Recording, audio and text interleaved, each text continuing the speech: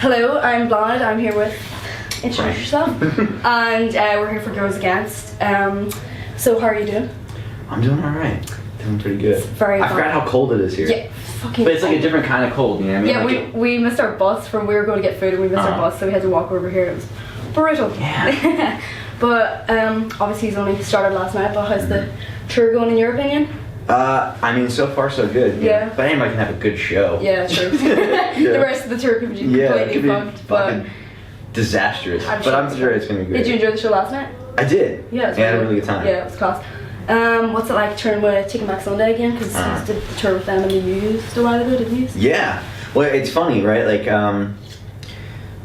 it feels like every time we do a record and start the tour, like, we kind of, like, it's weird. Like, we set up a secret show the first time around. We did an Aerosmith show. Yeah. And then we did a couple of, like, headliners, and then we went on tour Taking My Sunday. Yeah. And then this time around we did, an Aerosmith show. We did a headliner, and then we're now on tour with TBS again. And it feels like, I don't know, it feels like the right thing to do. Like, it's like, now it's, I don't know, it's just tradition.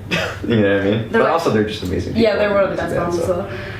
What do you think the new songs have been, like, how do you think they've been going down live? I feel like they're going really, you can crawl across if you want. I know you want to go somewhere. Go ahead.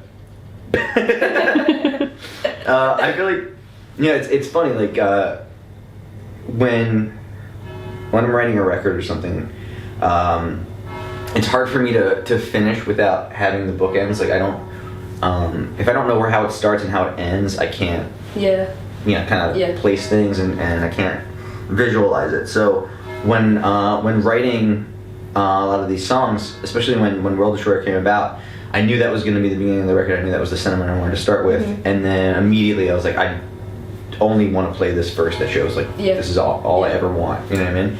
And now I get to do that, and that's really fun. Yeah, it was. We were at the show last night. It was awesome as well. Hearing that live.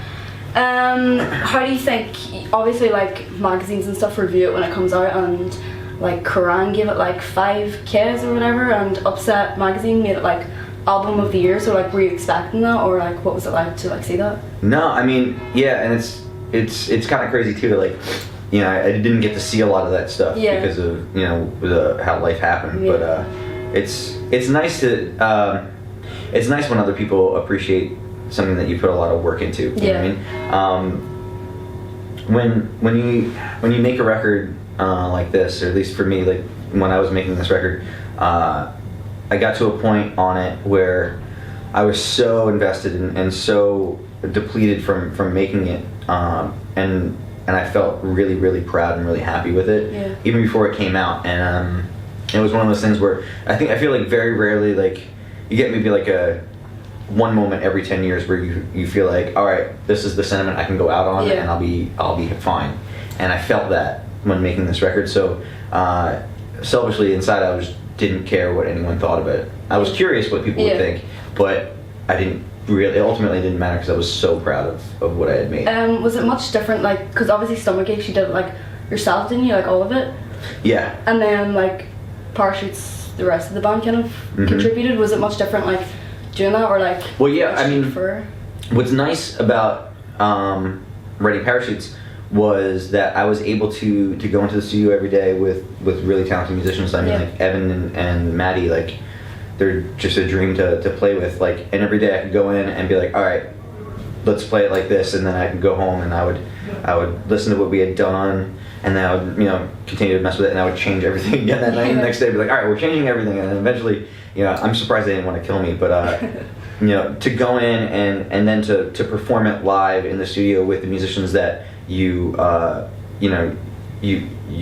kind of shaped it with was an amazing feeling. It makes the record feel alive, as opposed to Stomachaches was very sterile. But at the same time, I really didn't know I was making a record. I was just crafting songs, and it was just me. So that's the only way I could do it.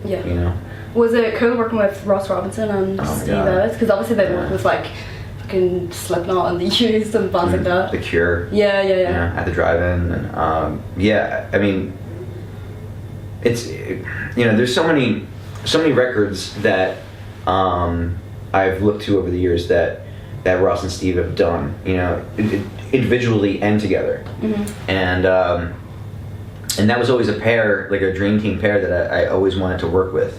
And when I found out that would work schedule-wise, and they wanted to work with me as well, I was really scared, because basically over the years that those names have come up, but you hear these stories and you get really frightened about it. Yeah. You don't know what to expect. And I thought he was going to be like a very imposing force. Yeah.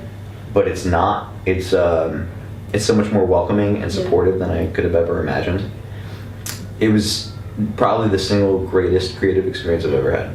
Really? Yeah. Absolutely, without a doubt.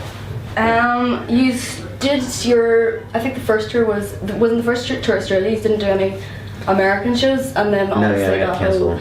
Like bus crash thing happened. So like, what's it like being back after that whole thing's happened? Like having to fly over to like the UK and Ireland and stuff after something like that. It's strange. I really feel like the first show, we did an unannounced show with our friends in Circus Survive in Jersey, and that was a really hard night for me. Oh, really? I didn't know how intertwined the experience of the accident and playing a show was until that day, and there was a lot of emotions that flooded in for that. The weird thing about it is, though, I feel like once you do it, like once it happens, you kind of get over that initial uneasiness and fear, and then each time gets a little bit easier. I think doing a headline show at home with familiar faces and friends at the show was really nice, and then to go out with a band that you've known for so long and that you feel a kinship with also makes it feel not as scary. To be honest, the scariest part is to be behind a trailer. Oh, really? And loading equipment in. Like, that's real fucked up. Yeah. I read wasn't it with MTV, the interview you did about the accident, like afterwards? Yeah, and like, I don't think anybody realized how like serious it was until like everyone read that interview, and it was a bit scary. But so obviously the live shows, like you just started this tour last night. Do you think you're becoming like more comfortable as a frontman after like, because you've been doing like solo shows for a while now? So I feel like before all this craziness happened, like I was really hitting a stride with that, and now you just had like such a life-changing event happen, and I feel like a completely different person. I've had to kind of relearn how to play guitar a little bit differently because of how I feel now and because of things that happen. I also feel like I feel like a different person, so I feel like even things that I've been doing for a long time are new. It's kind of a strange. I don't know how to put that into words just yet. I get what you mean. Like. Yeah. I don't know if I have it all figured out. I'm just kind of seeing existing right now. So the like campaign that I like work for is called Girls Against, and it's like all about like raising awareness of like how shows are supposed to be like somewhere where like everyone can go and like have fun, obviously, and stuff.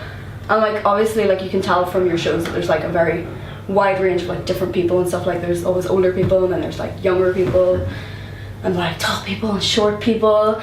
But what do you think? Like, do you think that's like important at shows, and like that everyone knows that they can come and like nobody will like have a bad time, and like that's the whole reason that everyone's there? I think so. I mean, that was the community that I always wanted when I was going to shows. I didn't always get that,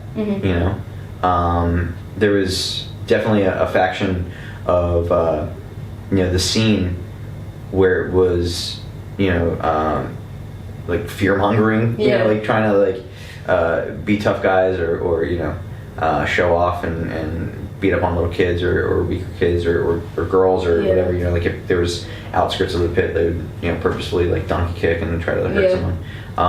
There's always going to be that, but I don't feel like it's a subgenre. It's just like there's always going to be assholes in every walk of life, so like you're going to find that. But as far as the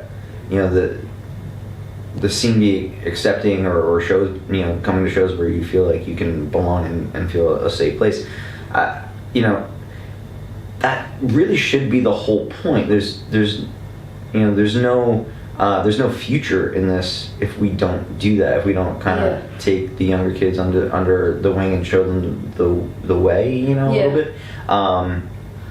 I got into punk rock, and I got into, you know, to hardcore and music in general, playing shows, because I didn't feel like I belonged anywhere else. I didn't want to, you know, I wasn't like a sports guy. I didn't, you know, I wasn't really great at school, and that's not the kind of shit that I wanted to do. I always just wanted to be in a band.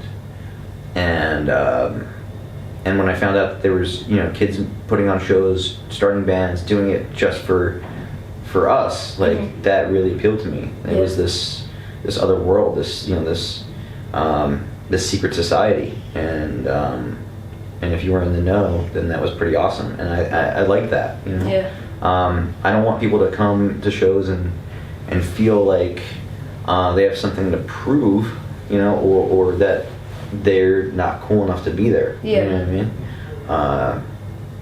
So for me, like, if I see aggression, or if I see that kind of ousting of people that are different, like, if I have a say in that, I like to kind of squash that, you know, as soon as possible. But, you know, I think just as people, I think we would be better off if we lived in a way where we treated each other the way we wanted to be treated. Yeah, definitely. You know? Just to finish off, I got, like, some people to send in questions on, like, Twitter or whatever. Josh, who's from Ireland, wants to know, will you ever release EXO by Leathermouth on vinyl? Oh man. That's a great first question. That is a good question. I actually have talked to someone about that. Oh, really? Yeah, so, I mean, I feel like me saying anything, though, is going to make people, like, real, like... Girls Against exclusive? Well, no, not that, just, like, you know, all right, well, where is it? Like, right now. And, like, expect it. It's not going to happen right away. But I think it will. At some point. I really want to see that happen. Steph, who's from Long Island in New York, I think, wants to know what it's like getting to work with bands like Take Back Sunday and the Homeless Gospel Choir, and then about your announcement with Rise Against, Thrice and Deftones. That's awesome. So what it's like getting to work with huge bands like that. It's rad. Here's the weird thing is that you know, our scene, our touring community is very small and tight knit. Like, we kind of all know each other through other people and stuff like that. Like, you see people that you know, you may have toured with, like, 10 years ago, like, showing up in other bands, like showing up in other you know, tour groups and crew and stuff like that, and that's really cool. So, like, when you get to do tours, like, with bands that you've grown up with, or you know, like, you look to and admire, like, it's really fun, you know what I mean? And it's nice too to meet new people, like Derek I met through Chris too from Edith. Like, Chris did his record. I'm actually wearing an anti-flag t-shirt under this. Oh, very nice, very nice. So Chris did the Homeless Gospel Choir record, and was like, yeah, I think you would really like this. Like, this is my friend's Ben.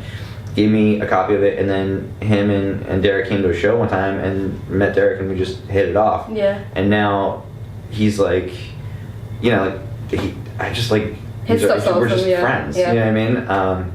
Derek, he's amazing.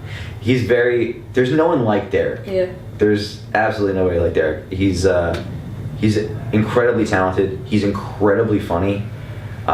He's just such a positive person to have around. Yeah. And when he's not around, everyone in our band will do an impression of him. Somehow it pops out, and it always makes us laugh. Anna, the final question, wants to know how your dogs are. They're good, man. They're getting old. Yeah. I mean, we've started to lose a few, but I think we're down to 5 right now. Oh, God. I know. But Sweet Pea, I don't know, man. Oh yeah, I saw the patches at the show last night. Yeah. She's doing good. Somebody wrote me on some social platform or whatever, and was like, isn't there like an intellectual, like, property issue that you should probably address? And I was like, yo, Sweet Pea ain't got no lawyer. Fuck you.